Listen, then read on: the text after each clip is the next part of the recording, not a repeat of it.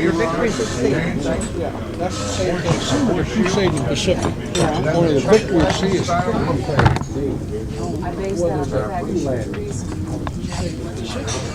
it goes back and forth. It goes clear back to China and Yeah, I Japan. know. So That's know how what to we, get that's, pepper all in them. that's the one we have, is the Yeah. one that goes clear back yeah, there. crusade in the Pacific is, but the victory at sea is strictly sea stuff. Yeah. But it's a good. What exactly did you do about when you passed this ship or something or whatever? Well, I can't remember when I wrote now what happened later. Anyhow, after I told this messenger to go up and tell the OD to pass that cruiser astern, they did, see. Now look, and finally I got, relieved off the watch because my time was up. Then the next morning, they called me back up to the boat deck.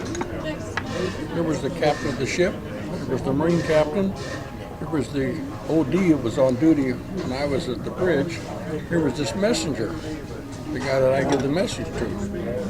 The captain of the ship, Van Auken was his name, says, hey, he called me the last name. He says, Fensler, he says, what was the message detail that happened last night? And I says, well, Captain, I says, you left orders. Remember I told you it didn't be disturbed under any circumstances? So I went ahead and when the messenger came down and asked about whether it passed the cruiser astern or across his bow, I says, I walked out on the boat deck and saw there was the cruiser. I forget the name of the cruiser now. And I says, we couldn't pass that cruiser across his bow, the speed of it. So I just told the messenger to go up and tell the OD to pass the cruiser astern, because the captain of the ship told me not to be disturbed. That's what I told the captain when he asked me. Same story, and I figured we couldn't make it because of the speed of the ship. So the captain just turned around and looked at the OD and says, I want to see you in the cabin right away. He turned around at me and says, that's all, Fensler. He says, I'm glad we have somebody who can think on this ship. And that was it, never heard. I thought my career was gone. Oh, one other time I thought I was gone was when was you on there when the Macon crashed? When the what? When the Macon crashed in 35? No. How long gone? What happened there? 27. Well, I was on the bridge. Time orderly. The Macon crashed. We were not too far away. Message came from Fleet to proceed full speed ahead to the disaster area. Well, the captain was down in his cabin in the sack because it was around midnight. So the message came up to me on the bridge, and I looked at that, and I just, some instinct just yelled out full speed astern ahead. So the quartermaster over there run the engine control full speed ahead. Well, just then the captain stepped up on the bridge. Look at the OD, it says, got a message, full speed ahead. The OD says, we are already at full speed ahead. He says, who give that order? Right away the OD, put me on the, turn around, point his finger at me and says, the time order. And I said, oh God, here I go again. I can see the yard arm, a rope around my neck. The captain turned around and says, Fensler? Okay. That was it. And I said, oh, God damn it. Said this twice. Just like today, I get my dates all mixed up. I get my foot and my mouth all What was the Macon? dirigible.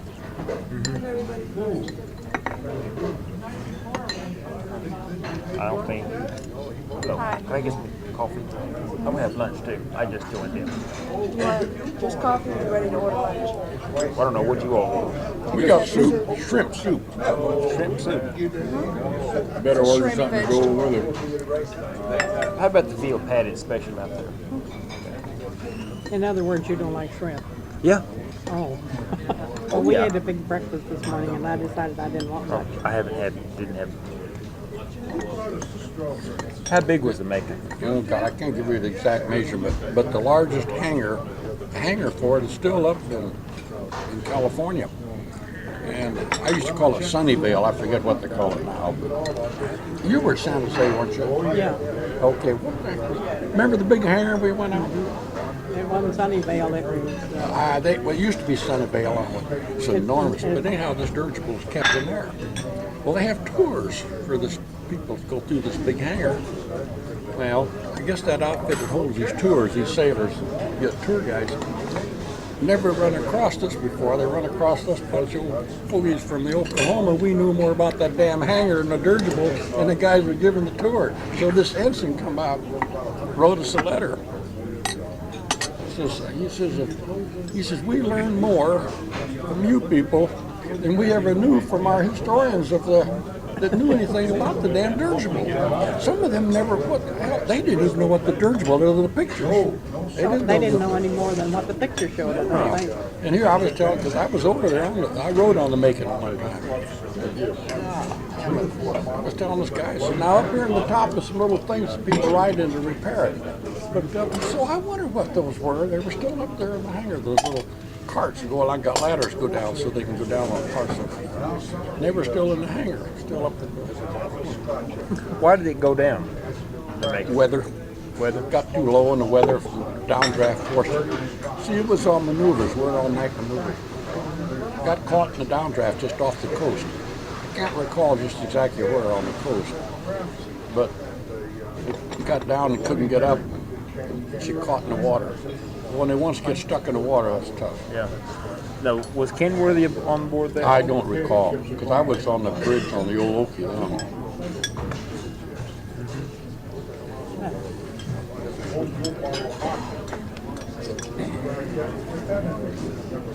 And what about the monkey? What monkey? Something. I was supposed to ask you about the monkey on the Oklahoma. Monkey. The only monkey I can remember that we was in Panama and some sailor bought a monkey and brought it back aboard. That's the only, but I don't know whatever happened with the damn thing. We had a load of monkeys coming back one time, and one of them was diseased or something, so they just threw them overboard. Last I saw the monkey, they was swimming all out there, about 10 miles from shore. Was the one that got jumped in a pot of beans or something? Or Hell, they didn't even know what a good pot of beans was over in Oklahoma. What? They had Navy beans is all. Well, I'll tell you what though, I've never had a better bowl of bean soup than what the Navy could make. Yeah. Well, they make good bean soup out of Navy beans, but you get a good bowl of beans and you come into Arizona and get pinto beans. And they're the best beans you can eat.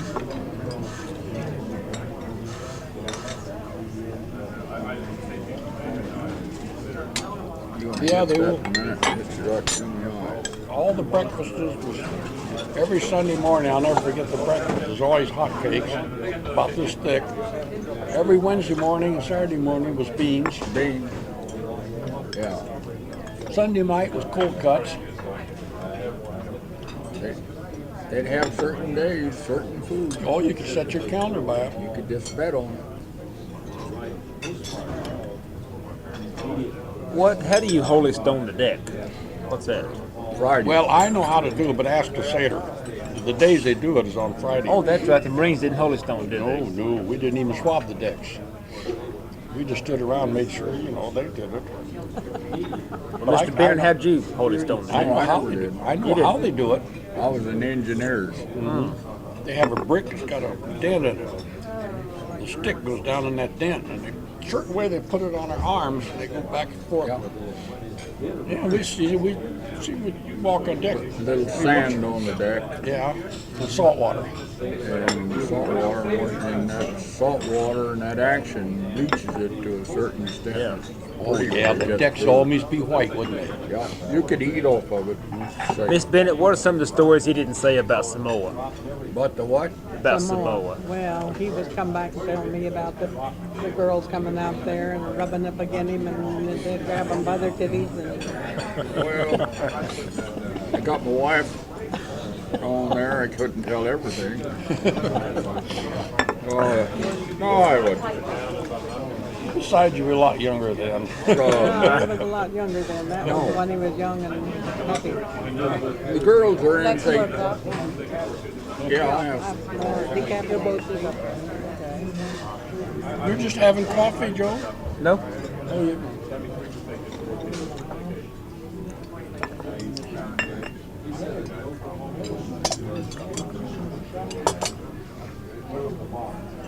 Thank you. Yeah, I'll have this real coffee. You don't like unleaded? I don't know that it's natural. If it's natural decaffeinated or unleaded, fine, but I don't know what it is. So I'll drink the real stuff. When Mike got out of the Navy over at Bremerton, or so he says, he thought he was going to catch another boat around and save all his money, and he stayed in Bremerton, so he spent every bit of his money for room and board, and he had to get another one. Then work he'd save away around. Yeah. I couldn't hit one to save my life. And his buddy, his friend, he caught one in 2 hours after he got discharged, and went around and had his money when he got home, because he was married at the time, and his wife was over in Arizona. Well, Arizona wasn't. Well, the only thing to do was hitchhike down to there. There's no boats go into Arizona. Yeah, there's a question I have never understood. But when they take a battleship into dry dock and take the water out, what holds the ship up so it doesn't fall over? What it is, each ship has a certain contour underneath. Yeah. Well, the Navy Yard has the contour of all of these ships. Okay, the Oklahoma comes in, they get the chart out. So they go down in the dry dock, and they take these blocks of wood, and they anchor them a certain position, a certain way. And they set that ship right down on. That's kind So of the way that the they did it. concave supports them. Okay. That's See, the way they if you had. got, I'll show you how the cross-section, how the Oklahoma looked. You got a piece of paper? Yeah, I have the program. We can do it on the back. Yeah, I can put it on the Doing back. okay? Everything's okay. Put his on my check too. Okay. I'm going to draw the blisters in too. Okay.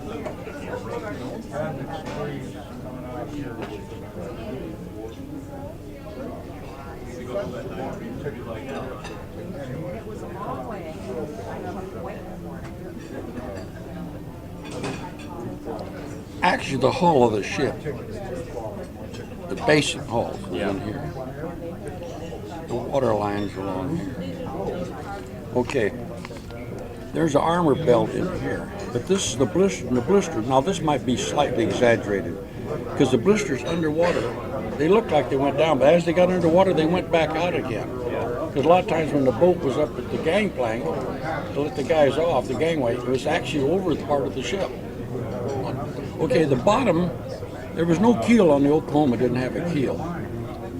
And so then the blisters came down and went back up and went across. In other words, the bottom of the ship itself didn't have any blisters. The blisters extend down. This distance in here was about 16 inches from here to here.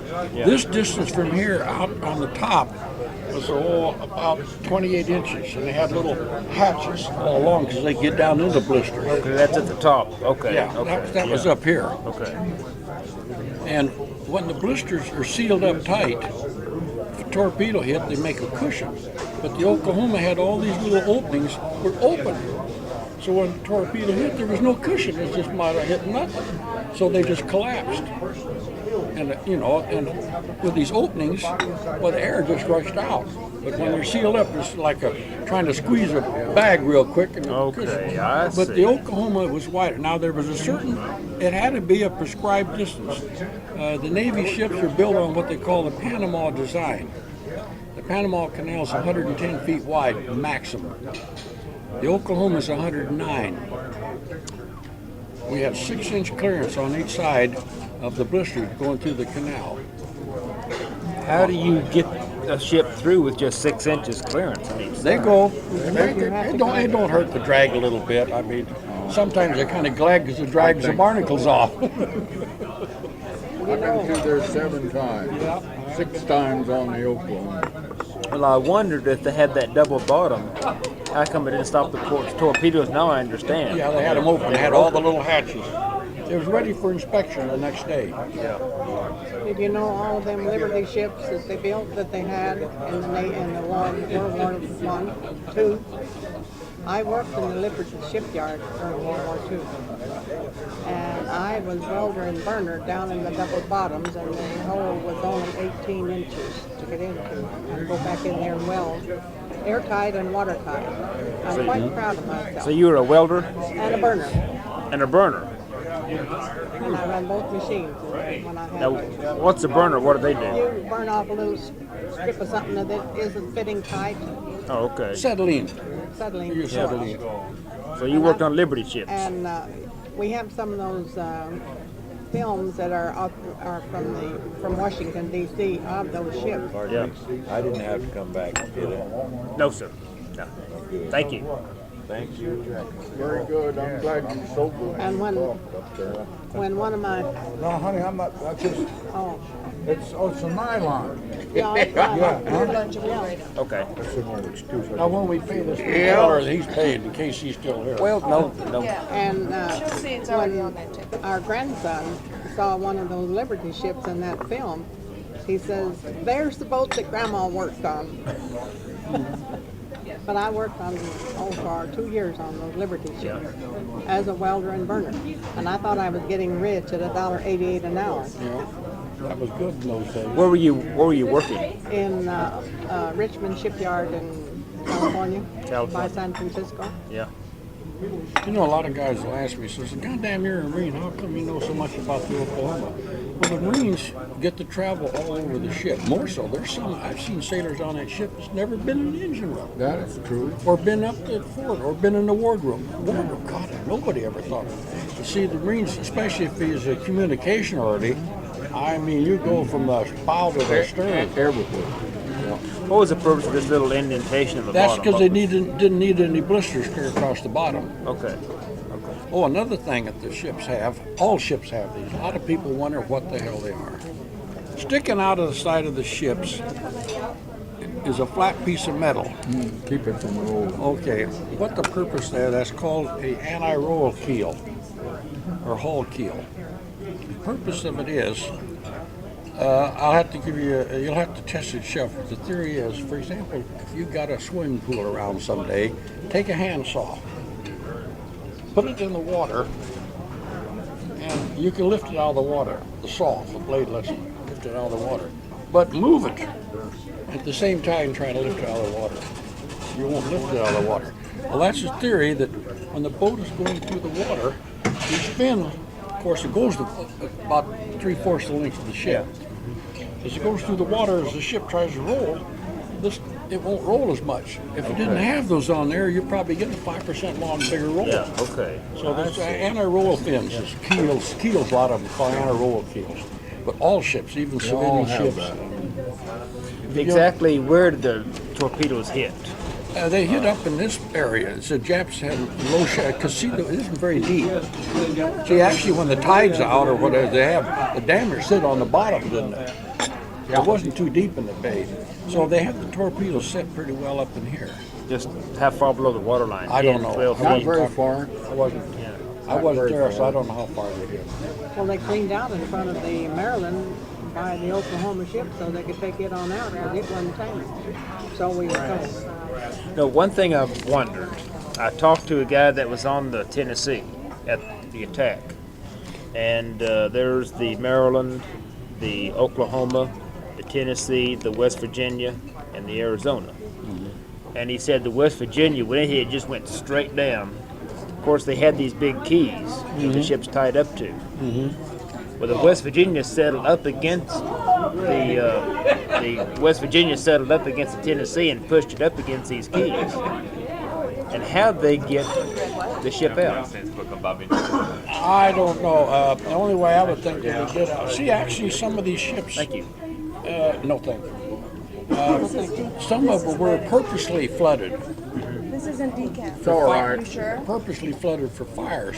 Now, if it's purposely flooded, all they do is close the valves and pump it out and float it out. That's fine, thank you. Now, And then that way they could get this one out. now the West Virginia did take torpedoes, didn't it? I don't know what she did Now, now. of course, it just settled straight down. Yeah, well, they can pump them out easy. Yeah. And it didn't go down that deep. The decks were still, I think, Yeah, from what I see of the pictures, the decks were still Yeah, above but water. they said it settled over and actually pushed the Tennessee up Yeah. against those big keys. I got some actually photographs from the Japs. They took out of the planes showing the torpedoes hitting the Oklahoma and the mud or the oil flying out.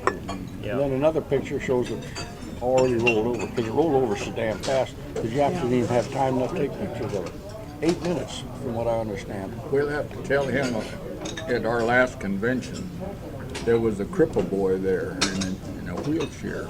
Oh, Bolton, I can't pronounce his name, Italian fellow. So when the Oklahoma rolled over, there was some boys down there in the bottom, and they got a piece of iron and kept banging up against the side, you know.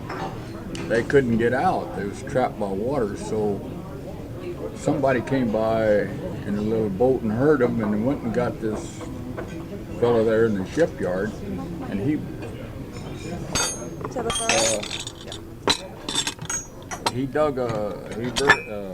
bored a series of holes and lifted this out, and it was 32 boys come out of the bottom. Yeah.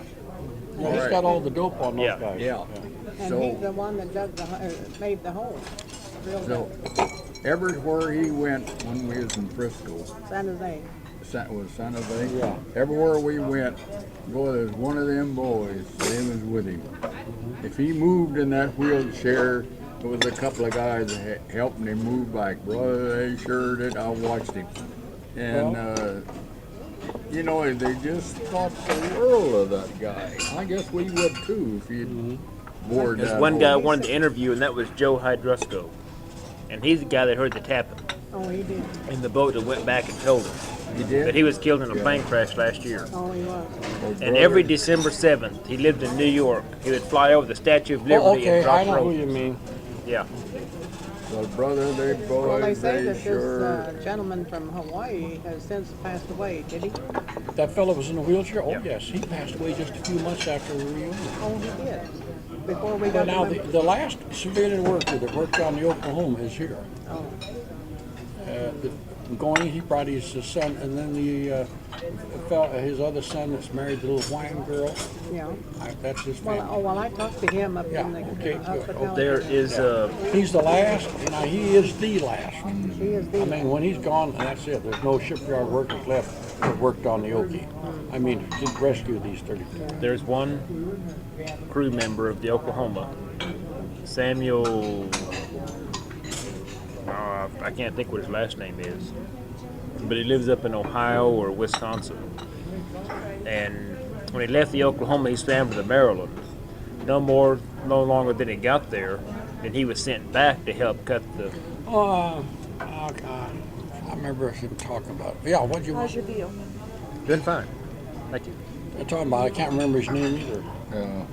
If you know, I can't remember names, but if I see a name, because I've got 800 and some names on my cards and my files, and if I hear a name, sometimes I pretty well connect out of that 800, except when you get to the Smiths, and I'm Well, lost. it's easier to remember the person's face, maybe not the name to go with the face. I Yeah, find. That's me. I remember the faces. That's, Well, I can't. If I see a face, I can't say, well, gee whiz, now who's that? But if I see somebody with the, somebody says, oh, hey, about, okay, like say, hey, how about Mike Bennett? Oh, yeah, we got a Bennett. Heck yeah. But see, I could tell, well, but boy, when somebody says, how about so Smith? I says, forget it. Smith. There were too many Smiths. Got a question. How much do they have to cut through to cut those guys out? How thick is the bottom of the I think, what was it? 15 inches. Well, thickness, no. I think inch and a quarter, inch and a half, I Oh. think, is the metal that cut through. Oh, well, the armor belt. Well, the armor belt didn't go all the way down. Armor belt only really went down about to here. It was 16 inches thick. But Just a torpedo. see, once you rolled over, Yeah. about like, well, this, see, like I say, this is exaggerated. Now, see, the blister didn't go all the way back on it. But when she rolled over, it was about like that. Okay, now this is looking a cross section. This is a cross section. And so they didn't have to cut through the blister because the blisters only went back. They didn't about to where the third or fourth division starts with the blisters blended in, because they figured there wasn't nothing important back there, only the marine compartment or something. So they didn't put any blisters. In fact, the armor belt never went back there. So this metal in this part of the ship, I think, was inch and a quarter, Yeah, inch and a half thick. It wasn't too thick. Yeah, you're right. Mm-hmm. Armor belt is what I was thinking of. Well, see, on the reason I know too, I made the model of the Oklahoma, and I had to learn a lot. Of course, I made the model a lot of from memory. Yeah. And then the fellows here in the association sent me little photographs, Yeah. and some of this, and I scaled from that. How long did that model take you to make? 876 hours. I kept track of the hours, but I started on the July the 5th, and I finished up on February, about the last of February of the next year. Oh, you made a model of the Oklahoma. Oh yeah, didn't you? Well, that's right. We weren't back No, you weren't at Louisville. That was the last time I was exhibit because the museum picked it up. They took it. We didn't get to see it. But I have photographs. In fact, I have. Well, I brought him one. He has one. I brought one from this fellow, this shipyard worker, and I brought one for him. Well, the first one we went to was New Orleans. Mm-hmm. And from there on. Now there was. You went to Dubuque. Pardon me. No, we didn't make it to Dubuque. Oh, I had a bunch of photographs left over, and we raffled them off. He was not feeling too good at that time, and we didn't go. But I can get those enlargements. Yeah. The guys want them. I used to charge them what it cost, but it used to be $5. Now that goddamn enlargement for those little 8x10s like $7 now. Oh, they had. Were you on board going to Spain to pick up the No, they refugees? took the Marines off because there wasn't enough room for the midshipmen. So they took us off and put Find his address.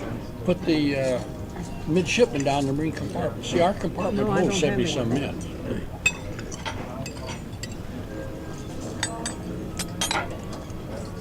I think I've got a piece of paper. I got a piece. Wait a minute. Wait, What's I your get my address pen on out. it? Wait, I get my pen and write it down. I've got it here. You can a little book you can. Oh, this is what we wanted. Oh. Wait, I get my glasses out so I can see the book. Don't even see the book. You put it in there, Okay. please. Put USS Oklahoma up top. Right.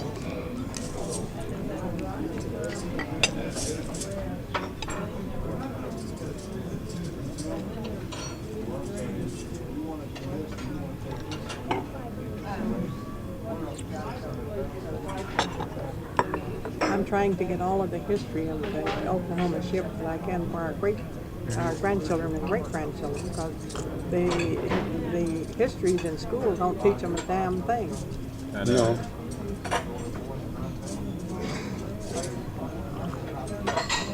That was a happy ship. Oh, yeah. Brother, I was lucky that I got it. It was a happy ship. And I found out the older the ship, the general rule was better to get on than a new one. The new one was pretty wild. It hadn't settled down. Yeah, and you usually had a gung-ho guy the captain run with it. Yeah. And even the captain, you get a wild captain on an old ship, you don't have the luck that you would on a brand new one. Yeah. And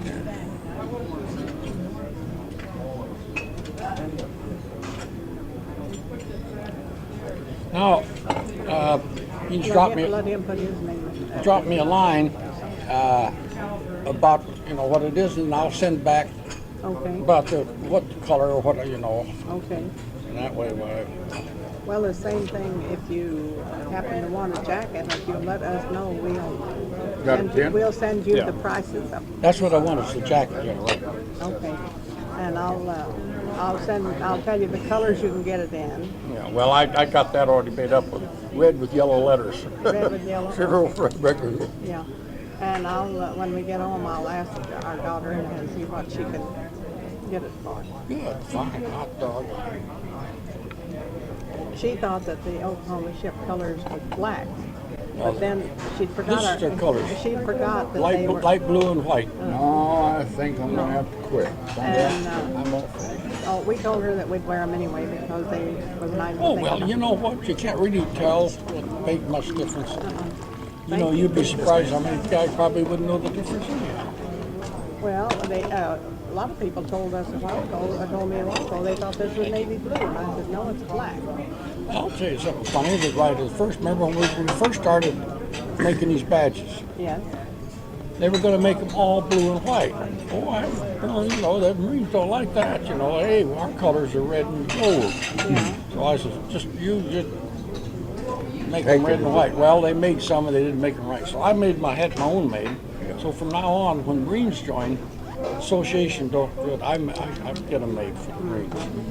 Because we have. Were there any official colors for the Oklahoma or the Navy Yeah, colors? blue, that's it. Blue and white. Blue and white. But our daughter, when she had the jackets made, she thought it was for black and white. She hadn't remembered that happened. Well, see, the Navy, I think the whole Navy is blue and white. The whole, just like the Marines is yellow and gold, or red and gold.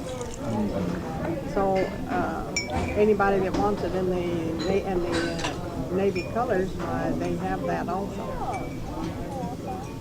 They have a store over there, and then they do this screen painting on anything you want painted on. If you send them a picture of it, or a drawn out picture, then they'll screen paint. Well, that's what I'll do. I'll draw the picture of the jacket and what I want on the back. And if you get something on the front, why, I'll draw the front or something. Well, my name was too long to get it up here very good, so.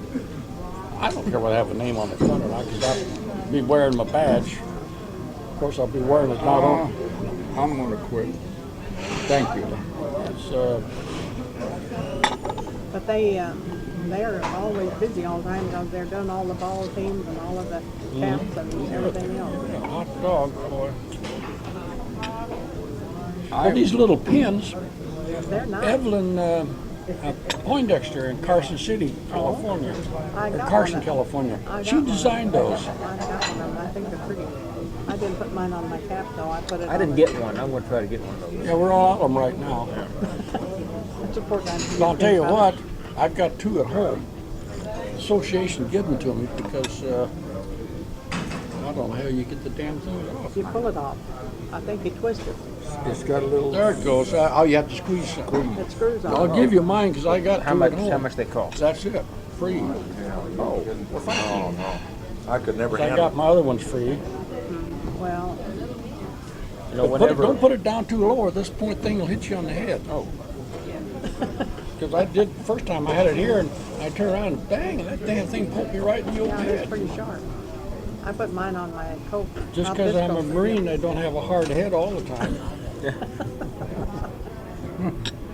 You know, during the going over to Okinawa, my At this university in Fullerton, as an electrician, and the security, the state police, and they were there at the university, and I was talking to one of the guys one time, and he was, I was in the Navy during the war. I said, I was in the Marine. I was on an aircraft carrier. He says, yeah, which one were you on? I said, Enterprise. He says, God damn, I was down the engine room. And he says, you know, he says, we down there, you know, because the carriers don't have a big armor belt on them like a battleship and stuff. You know, they rely on speed to get the hell out of them. Yeah. So he says, we'd be down the engine room. We, you know, they could hear these boom, boom. He knew that was a 5-inch. We said, we'd go all the 5 inches. Then pretty soon we hear a boom, boom, boom. He said, uh-oh, the 40s are in. Then we hear boomity, boomity, boom. Oh, God, the 20s. Well, every time the 20s fired, they knew the damn plane was in dang close. Because, you know, the range out. Yeah. And he said, oh, man, then we started sweating when we heard the 20s, vibration of the 20s. yeah. But then pretty soon they'd quit and it'd be a dead silence. And he said if we'd hang on to things. Oh, we didn't get hit. It's okay. But one time, we was going this direction. I was the battery commander of the Yeah. part of the port batteries Yeah. on the 20 millimeters. this Jap dive bomber was coming down. Well, my theory was that when you look up and the goddamn bomb was coming loose, the hell with the plane. Yeah. Get the bomb. Yeah, and the bomb, if it gets oval shaped, just ignore it. But this bomb stayed round. And I said, oh, that son of a bitch is going to hit it bigger than crap. So I told the gunner, shoot the bomb, shoot the bomb. No, everyone said, oh, shoot the bomb. Hit the bomb, goddamn it. Yeah. Well, it didn't make, by that time the bomb had come down. Well, our gun deck, like this is the side of the ship. Our gun decks came out like this. And Oh, there were curve- cans over the side? and then we hung over. The Yeah. flight deck came about here for me. There was 20 millimeters each one of these sets. Well, I'm standing there with my big old caulking helmet on, and about from here to you was the back, the loader. Yeah. It was set for another drum, Yeah. and this bomb came right down between us and went through the deck of the gun. Well, it was the armor-piercing bomb that was supposed to designed to go down in the deck below a couple decks, then blow up. See? Yeah. So it didn't blow up when it hit, but it made a 21-inch hole in the goddamn gun deck and went down in the water and went off. Well, then, of course, when it went off, the ship heaved up, but it didn't hurt nothing. Yeah, the splash of water come up. But you know, I'll swear up and down that bomb came down slow motion, because I can tell you that the day, the color of that bomb, and the shape of it. You remember our old light bulbs you used to have years ago with a little point on it? That bomb was shaped like that. The tail was a pipe about this long and about 4 feet long. Then there was a tail up here. And I'll swear up and down it was painted green with 2 yellow stripes on it. Everybody laughs at me. But I said, by God, that bomb come down so slow.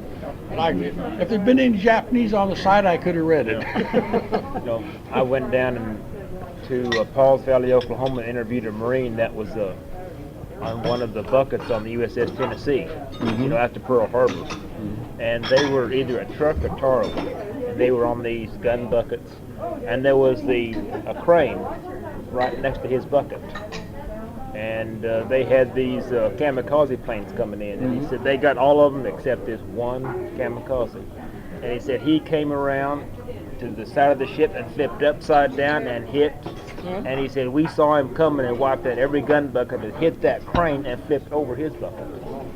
Yeah, He said every gun bucket was gone except his. Kamikaze caught us right behind number 1 elevator. I see you survived. And the Yes, ma'am. elevator went 480 feet in the air, and the aircraft carrier was only 865 feet long.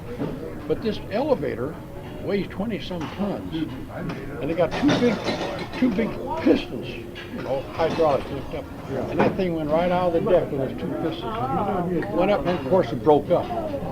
Pieces started coming down. And I got a piece of the Jap plane that hit us. It's a piece this long, and I cut it in half, give my buddy half of it. But it's the part where the red meatball, part of the wing. That's the kamikaze that hit us. And it put us out of action. We had to go back to Birmingham. We was getting repaired out on the trial run when the war went over. Well, we got hit off Canal on May the 15th, which will be this Sunday.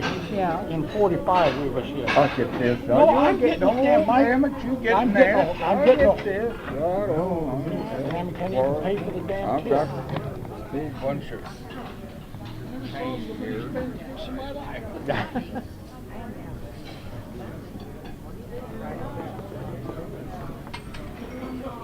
Mr. Roger Fensler. Mr. Roger Fensler. And Mike Bennett.